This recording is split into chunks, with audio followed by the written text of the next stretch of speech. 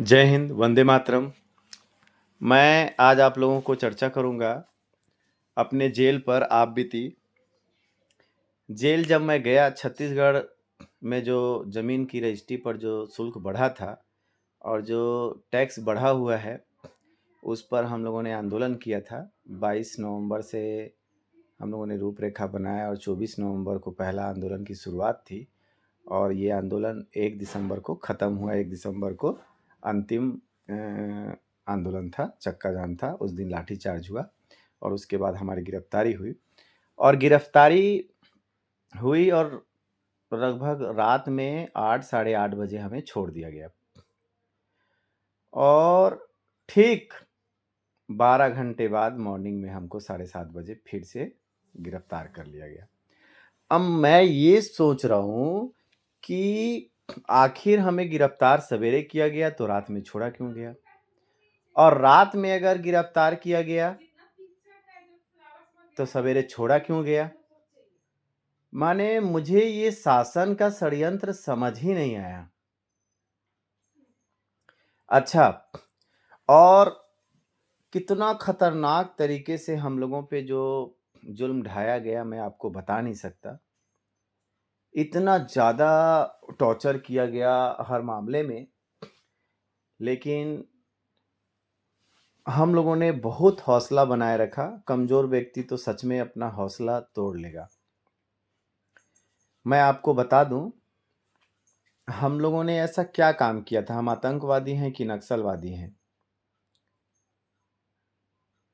हम वहाँ पे जब गए, तो सबसे बड़ी बात ये है कि हमको बाकी अपराधियों के साथ बैठा दिया गया थाने में। उसके बाद वहाँ से जब हम जेल के लिए हमको ले जाया गया, तो जब जेल के लिए ले जाया गया तो जब वहाँ पर हम लोग गए, तो वहाँ पर क्या हुआ कि हम लोगों के पैंट, शर्ट, बनियान सब उतरवा दिए गए। चड्डी छोड़कर सब उतरवा दिया गया। उसके बाद वहाँ से हम जब अंदर और बहुत सारे गेट थे, जाते गए, तो वहाँ पर अलग-अलग तरीके से हम लोगों को ट्रीट किया गया, अलग-अलग तरीके से। दुनिया का इतना ज़्यादा पंचनामा और लिखा-पढ़ी और रजिस्ट्री मैंने नहीं देखा जितना जेल में देखना पड़ा। हर चीज़ के लिए लिखा पढ़ी, हर चीज़ के लिए लिखा पढ़ी। अच्छा, हम लोगों को रेपिस्ट लोगों के साथ रखा गया, अपराधियों के साथ रखा गया, चोरों के साथ रखा गया, जो हत्या करके आए थे, कई और संगीन आरोपों में जो लिप्त थे, उनके साथ हमको रखा गया।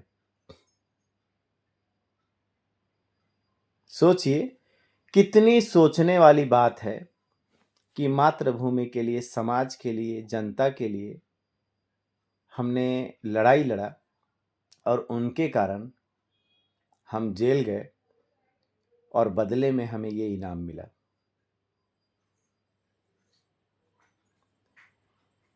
इन अपराधियों के साथ रखने का उत्तर क्या गृह मंत्री देंगे?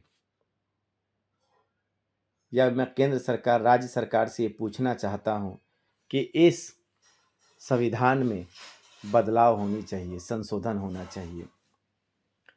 आपने हमको उनके साथ क्यों रखा? भोजन भी आप हमको कुत्तों को जो दिया जाता है ना, उससे भी 10 गुना ज़्यादा बेकार भोजन दिया जाता था। दाल में पानी का ठिकाना नहीं। दाल में ना नमक था, ना दाल था। चावल, इतना बड़ा-बड़ा चावल था और वो चावल में भी ठिकाना नहीं था। सब्जी तो कभी मिलता ही नहीं था और वो सब्जी को आप सब्जी कैसे कहोगे? ना उसको बनाया जाता था, ना तला जाता था, ना भुना जाता था, पता नहीं उसको क्या किया जाता था। जो मंडी में जो खराब जो फेंकने वाला चीज़ रहता है, उसको उठा के जेल में लाके इन लोग उबाल के दे देते हैं। इतना बुरे तरीके से इन्होंने ट्रीट किया कि मैं आपको बता नहीं सकता। इतना गंदे तरीके से ट्रीट किया गया। सोने के लिए 2 कंबल दिया जाता है, पतला-पतला कंबल, जो काला वाला कंबल होता है। आप हमें क्या चीज़ के लिए जेल भेजे? ठीक है, हमने सरकारी चीज़ों में अगर बाधा पहुँचाया होगा तो ठीक है, आपने हमें भेज दिया। तो जब हमको आपने भेजा, तो हमको अलग रखना चाहिए। आप उन हत्यारे, उन रेपिस्ट, उन संगीन आरोपियों के साथ, चोरों के साथ हमको रखे आपने। वहाँ पर अगर हमें मार दिया जाता या किसी तरीके से वो बदसलूकी करते, क्या उसकी ज़िम्मेदारी आप लेंगे? और जेल में कई निर्दोष लोग भी अंदर थे, जिन लोगों से मैंने बात किया, चर्चा किया। बहुत लोगों से मेरा परिचय बना वहाँ पे। बहुत लोगों ने बताया कि हमारा कोई गलती ही नहीं है, आरोप झूठा लगा के लोग अंदर कर देते हैं। एक हरीश यादव था धमधा का, एक जयदीप साहू था जामुल का। उन लोगों ने जब आप बीती मुझे बताया तो मुझे काफ़ी दुःख हुआ। एक तो जो वहाँ पर कैदी था जयदीप साहू, वो निमोनिया का पेशेंट था और उसको कोई व्यवस्था नहीं थी। ठंड बहुत खतरनाक 8 डिग्री का ठंड था। मुझे बहुत डर लगता था। मैं हमेशा सब कैदियों को कहता था कि भाई इसका ध्यान रखना यार हमारे जाने के बाद, और दवाई-ववाई इनको समय-समय पे दिलवाते रहना। जो रोज़ डीआर आते हैं, डॉक्टरों की रूटीन चेकअप होती है, उसमें इनको अच्छे से इलाज करवाओ। और हो सके तो मैं तो बोलता हूँ वकील से बात करके मेडिकल लगा के इनका ट्रीटमेंट होना चाहिए। नहीं तो शासन के लिए तो ये एक कैदी है, लेकिन अपने माँ-बाप के लिए तो एक चिराग है।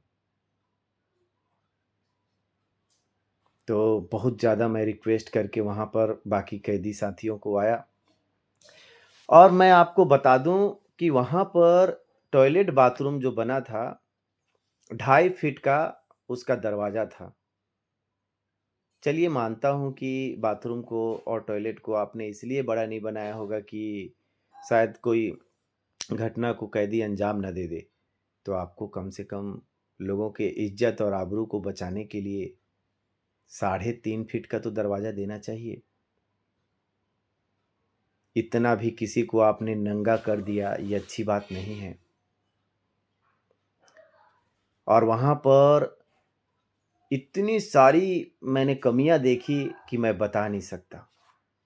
काफ़ी अफ़सोस है मुझे, और मेरा रिक्वेस्ट है कि इस पर गृह मंत्री को संज्ञान लेना चाहिए और इस पे कुछ सुधार करना चाहिए। नहीं तो समाज क्या सीखेगा? जो देश और समाज और मातृभूमि के लिए लड़ रहे हैं, आप उनको क्या शिक्षा दे रहे हैं? बताइए। मैं कहने के लिए तो बहुत सारा चीज़ कहना चाहता हूँ, बहुत सारी चीज़ें भी हैं, लेकिन समझदार के लिए इशारा काफ़ी है। मैं समझता हूँ ये सब चीज़ आप लोग समझ गए होंगे कि जेल में अच्छे से ट्रीट, भई जो अच्छे काम करके गए हैं, आप उनको बेशक बंदी बना के रखिए, लेकिन उनको कुछ अलग ट्रीट कीजिए आप। बाकी कैदियों के साथ रख के आपने जो सज़ा दिया है और जो माथे पे जो टीका कलंक का लगाया है, वो बहुत बड़ी चीज़ है। सज़ा दे रहे हैं, हमें उसका कोई अफ़सोस नहीं है। हम देश के लिए, समाज के लिए बार-बार लड़ते रहेंगे और मरते रहेंगे। आप हमें मार सकते हैं, हमारे शरीर को मार सकते हैं, हमारे विचारों को मार नहीं सकते। राष्ट्रवाद का ये विचार मेरे मरने के बाद भी चलता रहेगा और आने वाली पीढ़ी इस चीज़ के लिए लड़ती रहेगी। पर आप इसमें बदलाव कीजिए। आप झंड करके रखे हैं ज़िंदगी आंदोलनकारियों का, और मेरे मोबाइल को पूरे 24 दिन तक रखा गया था। उस विषय पर मैं अगला वीडियो बनाऊँगा और उसपे भी बताऊँगा कि उस मोबाइल के लिए मुझे क्या-क्या जद्दोजहद करना पड़ा। जय हिंद, वंदे मातरम।